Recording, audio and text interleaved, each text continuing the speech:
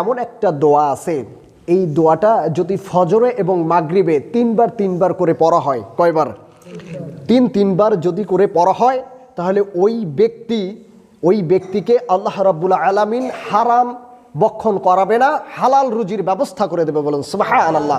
এবং যদি আপনার পাহাড় সমতুল্য, পর্বত সমতুল্য আপনি ঋণগ্রস্ত থাকেন, আল্লাহ রাব্বুল আলামিন এই আমলটার কারণে আপনার এই ঋণ পরিশোধ করার মতো ব্যবস্থা আল্লাহ তাআলা করে দেবে। বলুন সুবহানাল্লাহ। দোয়াটি হলো আল্লাহুম্মা কফিনি বিহালালিকা আন হারামিকা ওয়া আগনিনি বিফাদলিকা আন মান সিওয়াক। এই দোয়াটা ফজরের সময় 3 বার আর মাগরিবের সময় 3 বার। এমন একটা দোয়া আছে, এই দোয়াটা যদি ফজরে এবং মাগরিবে তিনবার করে পড়া হয়, কয়বার?